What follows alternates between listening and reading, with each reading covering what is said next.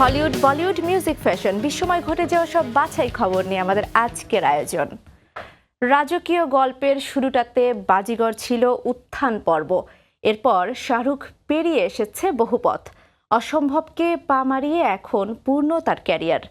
এত কিছুর পরেও ৩১ বছর আগের সেই বাজিগার শাহরুখকে ফিরে পেতে চায় দর্শক। এরই মধ্যে বাজিগার 2 তৈরির পরিকল্পনা করেছেন প্রযোজক রতন জৈন। সালটা ১৯৯৩। তখনও শাহরুখ বলিউড বাদশাহ হয়ে ওঠেননি।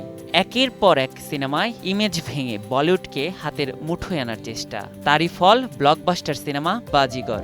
কবি কবি জিতনে কে লিয়ে কুছ হারনা ভি পড়তা হ্যায়। শাহরুখের সেই অমর সংলাপ এখনো সুপারহিট, যার বাংলা অর্থ দাঁড়ায় কখনো কখনো কিছু পেতে হলে কিছু হারাতে হয়, আর হেরেও যারা জিতে যায় তাদের বলা হয় বাজিগর। সে সময় শাহরুখের এমন ডায়লগ শুনতেও হলে ভিড় জমিয়েছিলেন লাখো লাখো দর্শক। বাজিগর সিনেমা নাচে গানে অ্যাকশনে একেবারে মাইলস্টোন। এই সিনেমার সুবাদেই বলিউড পেয়েছিল শাহরুখ কাজলের মতো সুপারহিট জুটি, যে জুটির ম্যাজিক ৩ দশক পেরিয়ে আজও অটুট। ইতোমধ্যে বাজিগরের সিকুয়েল নিয়ে শাহরুখের সঙ্গে কয়েক ধাপে আলোচনা সেরেছেন প্রযোজক রতন। জানা গেছে বাদশাও বিষয়টি বেশ গুরুত্ব নিয়েই শুনছেন। রোমান্টিক অ্যাকশন থ্রিলার ঘরানার বাজিগরের পুরনো মান অক্ষুণ্ণ রাখতে চিত্রনাট্যেও নানা রকম সম্ভাবনা নিয়ে আলোচনা চলছে। বাজিগর সিনেমার ইতিহাসকে আবারও দর্শকের সামনে ফিরিয়ে আনতে চান প্রযোজক। বাজিগর 2 নিয়ে এখনও আনুষ্ঠানিক ঘোষণা দেননি শাহরুখ। সেই সঙ্গে কাজলও থাকবেন কিনা তা নিয়েও রয়েছে ধোঁয়াশা। ভক্তদের কেউ কেউ বাজিগরের সিকুয়েলেই এই জুটিকে ফের একসঙ্গে পর্দায় দেখার আর্জিও জানাচ্ছেন। নতুন বাজিগর কেমন জাদু দেখায় এখন সেটিই দেখার অপেক্ষা। নিয়াজ শুভ, সময় সংবাদ। পর্দা থেকে সরে দাঁড়াতে চাইছেন বলিউড অভিনেতা আমির খান। ইতোমধ্যে এই নায়কের একটি মন্তব্যকে ঘিরে সামাজিক মাধ্যমে শুরু হয়েছে আলোচনা। লাল সিং চাড্ডার বক্স অফিস ভরাডুবির পর অভিনয় ছেড়ে দিতে চেয়েছিলেন আমির।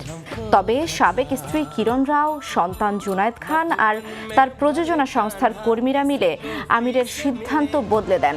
এবার অভিনয় ছাড়া নিয়ে সিদ্ধান্ত চূড়ান্ত করেছেন আমির। সম্প্রতি এক সাক্ষাৎকারে অভিনেতা বলেন ৭০ বছর বয়সে অবসরে যেতে চান তিনি। আমিরের বয়স এখন ৫৯ বছর, তাই শেষ ১০ বছর বেশি কাজ করার কথাও জানান অভিনেতা। বলিউড তারকা, মহাতারকা প্রায় সবারই কোনো না কোনোভাবে কলকাতার সঙ্গে আছে যোগসূত্র। রয়েছে ভালো লাগার মতো খাবার, বেড়ানোর জায়গা কিংবা মুভি শুটিং করার স্মৃতি। তবে শর্মিলা ঠাকুরের পরিবারের সঙ্গে কলকাতার সম্পর্ক থাকবে না, সেটা কি ভাবা যায়? বইয়ের মোড়ক উন্মোচন করতে এসে কলকাতা নিয়ে স্মৃতির কথা বললেন শর্মিলা কন্যা অভিনেত্রী সোহা আলী খান পতৌদি। সুব্রত আচার্যের রিপোর্ট।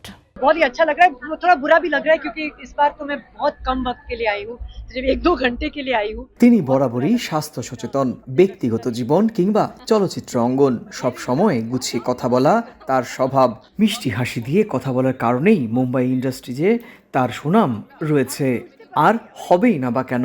তিনি যেমন একাধারে সুদক্ষ অভিনেত্রী, অন্যদিকে তিনি শর্মিলা ঠাকুরের কন্যাও, আর বলিউড স্টার সাইফ আলী খানের বোন।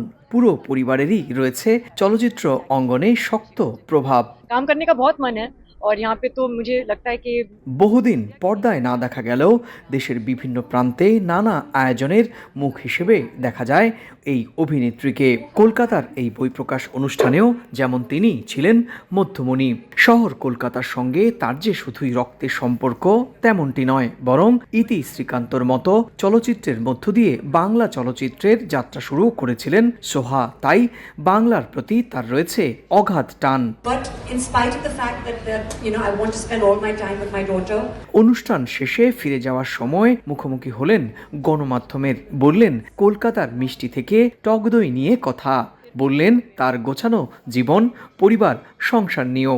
शॉपिंग तो ऐसे ही होता है, मैं बोलती हूँ कि मुझे ये चाहिए, वो चाहिए, मुझे रसगुल्ले चाहिए, मुझे लाल दही चाहिए, मिष्टी दही चाहिए, बेसिकली खाने की चीजें चाहिए जो घर में मेरी बेटी को, मेरे हस्बैंड को बहुत पसंद होते हैं। শরীর চর্চা নিয়ে দীর্ঘদিন ধরে কাজ করেন সোহা। শরীর ঠিক রাখতে প্রয়োজন হয় সঠিক খাবার গ্রহণ। সেই খাবারের 10 দিক নিয়েই লেখা পুষ্পাঞ্জলি খৈতানের 7 এজ ডিফাইং সিক্রেট বইটি এদিন মোড়ক উন্মোচন করলেন এই অভিনেত্রী। 5, 4, 3, 2, 1. সুব্রত আচার্য, সময় সংবাদ, কলকাতা। আগুন, দাঙ্গা, প্রাণহানি সিনেমার বিষয় হয়েছে বহুবার। সিনেমাকে ঘিরে এত সব ঘটনার ইতিহাসও আছে। শুরুটা হয়েছিল পুরো সেন্সর বোর্ডের সদস্যদের দিয়ে। এরপর বিস্ময় জাগানিয়া বহু ঘটনা। 48 বছরেও মুক্তি দিতে না পেরে চূড়ান্ত সিদ্ধান্ত নিতে হয়েছে সিনেমা সংশ্লিষ্টদের। তানভীর হাসান জানাচ্ছেন বিস্তারিত।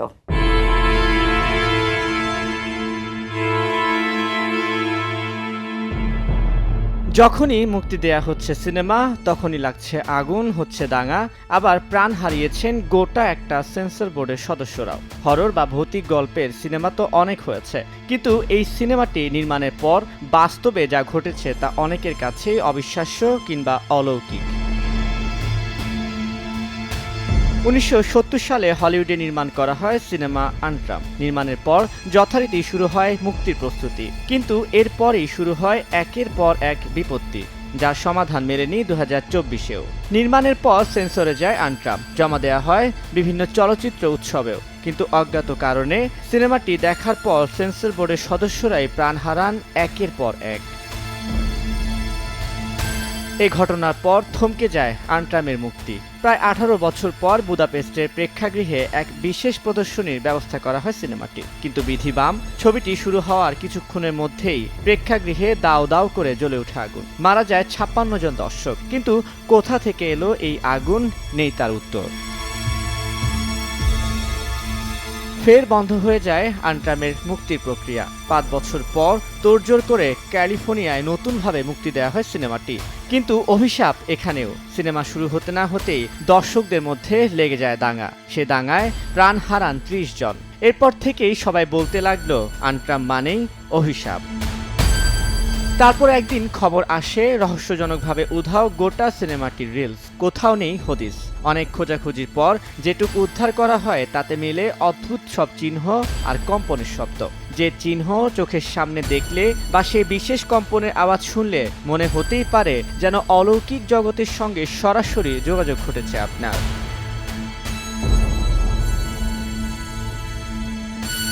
সত্তর থেকে 24 কেটেছে 54 বছর, কিন্তু এত বছরেও অভিশপ্তের তকমা থেকে বের হতে পারেনি আন্ট্রাম।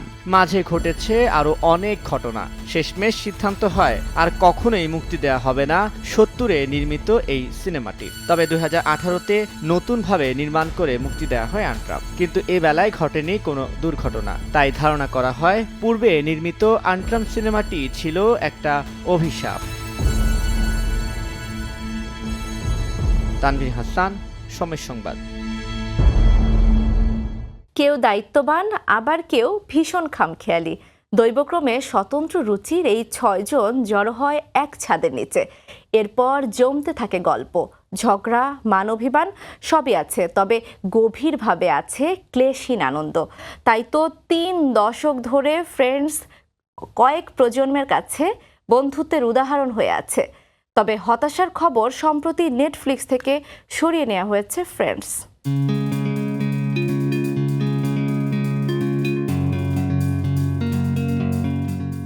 ক্যাফেটেরিয়ায় একটি কমলা রঙের সোফা আর 6 বন্ধু, মনিকা, চ্যান্ডলার, জই, রস, ফিভি আর রেচেল। সারাক্ষণই চলছে বন্ধুদের ঝলমলে আড্ডা। এমনই এক টিভি শো ফ্রেন্ডস। বন্ধুদের এই সিরিজ দেখতে দেখতে নিজেই হয়ে উঠবেন সিরিজের একজন।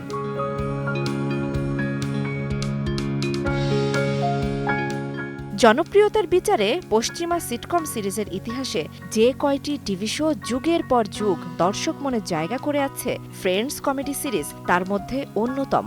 90-এর দশকে শুরু হওয়া জনপ্রিয় এই টিভি শো পার করেছে 3 দশক। কিন্তু দর্শক হৃদয়ে যার আবেদন কমেনি এক বিন্দুও। 1994 থেকে 2004 সাল পর্যন্ত যুক্তরাষ্ট্রের টেলিভিশনে প্রচারিত হয় ফ্রেন্ডস। এরপর ফ্রেন্ডস নামের এই আবেগকে এ প্রজন্মের সঙ্গে পরিচয় করিয়ে দেয় নেটফ্লিক্স। 2018 সালে নেটফ্লিক্সের হিসেবে যুক্তরাষ্ট্রে এটি সর্বোচ্চ দেখা কোনো সিরিজ। এই সিরিজ শুধু পশ্চিমের গণ্ডিতে আটকে থাকেনি, এক সুতোয় বেঁধেছে এই উপমহাদেশের একটি জেনারেশনকেও। কিন্তু হুট করেই এবছর অক্টোবরে নেটফ্লিক্স থেকে সরিয়ে নেওয়া হয় ফ্রেন্ডস, যা মানতে পারেননি অগণিত দর্শক। যে সিরিজ ছিল মানুষের বিরক্তি, অসুস্থতা আর মন খারাপের খোরাক, তা চাইলেই আর দেখা যাবে না নেটফ্লিক্সে। গত বছরের 28 অক্টোবর ম্যাথিউ পেরির মৃত্যুতে ফ্রেন্ডস ভক্তরা বড় ধাক্কা খেয়েছিল। এবার নেটফ্লিক্স থেকেও মুছে গেল ভালোবাসার নাম ফ্রেন্ডস। জান্নাতুল দোলনা, সময় সংবাদ। নভেম্বরের এই মধ্যভাগে বিজয়ের ডিসেম্বরের জন্য যখন অপেক্ষা, মনে পড়ে অকৃত্রিম সেই বন্ধুকে, যিনি কবি হয়েও কবিতার খাতায় নিজেকে আবদ্ধ না রেখে জীবনভর অংশ নিয়েছেন নাগরিক প্রতিবাদে। মুক্তিযুদ্ধে বাংলাদেশি মানুষের পাশে ছিলেন মানবিক এই কবি। যশোর রোডের পাশে গড়ে ওঠা শরণার্থী শিবির আর এপার থেকে ওপারে যাত্রা করা লাখ লাখ মানুষের নির্মম হাহাকারের প্রতিধ্বনি ফুটিয়ে তুলেছেন সেপ্টেম্বর অন যশোর রোড কবিতায়। একটি কবিতায় ধরা দিয়েছিল 50-এর দশকের সবচেয়ে মহাকাব্যিক অভিব্যক্তি।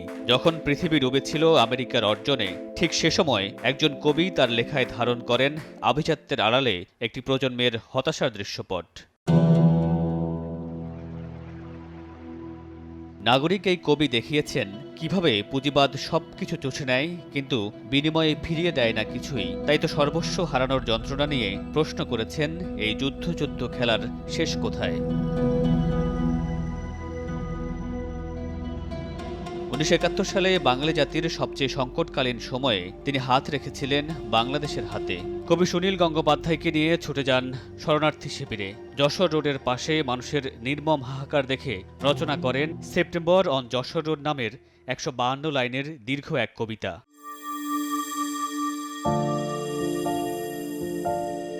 ইতিহাসের সাক্ষী হয়ে থাকা সেই কবিতার সুর ধরেই বাঙালি গায়িকা মৌসুমী ভূমিক কণ্ঠে তুলে নেন যশোর রোড গান, যে গানে মূর্ত হয়ে ওঠে 53 বছর আগের লাখ লাখ মানুষের মৃত্যু আর অনিশ্চিত যাত্রা।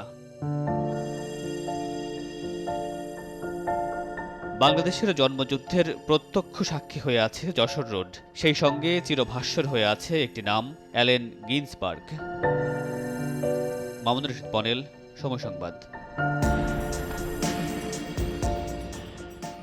এই ছিল বিনোদন বিশ্বের আজকের আয়োজন। সঙ্গে থাকুন সময়ের।